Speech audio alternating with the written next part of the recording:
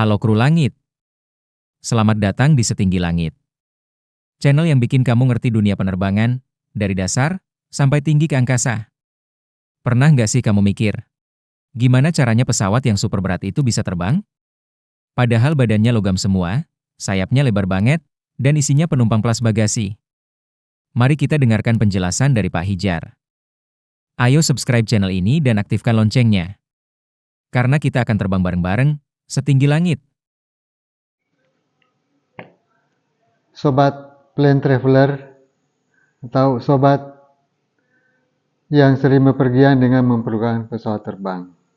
Di sini kita akan membicarakan mengenai informasi-informasi tentang pesawat terbang. Apa itu pesawat terbang sebenarnya? Pesawat terbang adalah satu alat yang biasa dipergunakan untuk bisa terbang di udara. Bisa terbang karena pesawat itu punya sayap. Bukan karena punya mesin. Contoh, burung di sekeliling kita itu kita lihat bisa terbang karena punya sayap. Sementara mobil secanggih apapun saat ini nggak bisa terbang karena tidak punya sayap. Even itu dia punya mesin. Oke, sekarang kita lihat lagi. Kenapa ada apa dengan sayap sampai bisa terbang?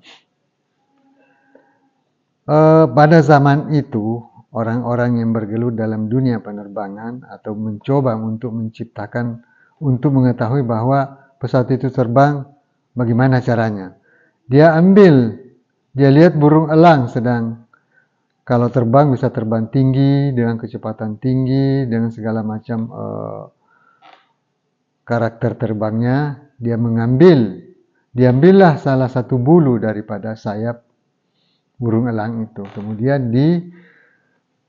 dipelajari, diteliti dalam laboratorium atau wind tunnel. Ternyata burung itu bentuknya ada namanya bentuk airfoil. Ada apa dengan airfoil sehingga bisa terbang?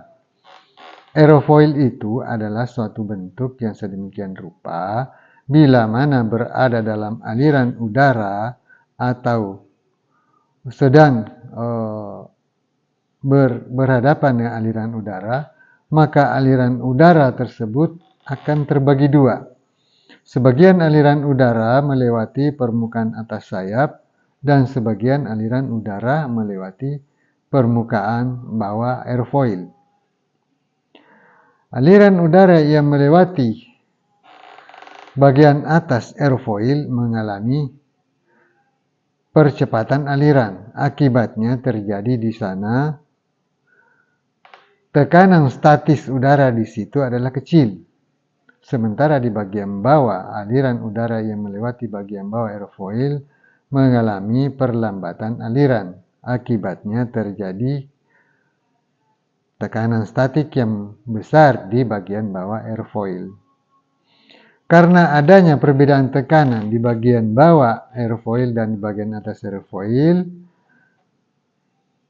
bagian atasnya tekanan statisnya kecil, bagian bawahnya tekanan statis besar, menyebabkan tekanan udara itu menekan airfoil ke atas, terjadilah namanya daya angkat.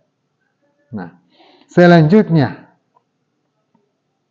bagaimana dengan sayap? Sayap itu dibuat dengan bentuk airfoil, sehingga terjadi karakteristik sayap itu adalah sama dengan airfoil.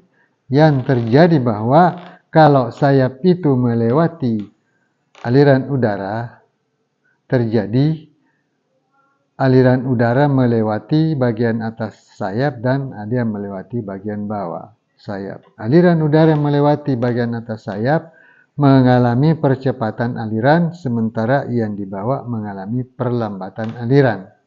Akibatnya, tekanan statik di bagian atas sayap lebih kecil dibanding dengan tekanan statis yang terjadi di bagian bawah sayap. Menyebabkan tekanan statis yang berada di bagian bawah sayap menekan sayap ke atas, sayap itu terangkat, maka pesawatnya terangkat, itulah namanya terjadi daya angkat. Sobat Plane Traveler, stay learn and Go excellent. Sampai jumpa kembali. Yuk, subscribe channel ini dan aktifkan loncengnya. Karena kita terbang bareng-bareng setinggi langit.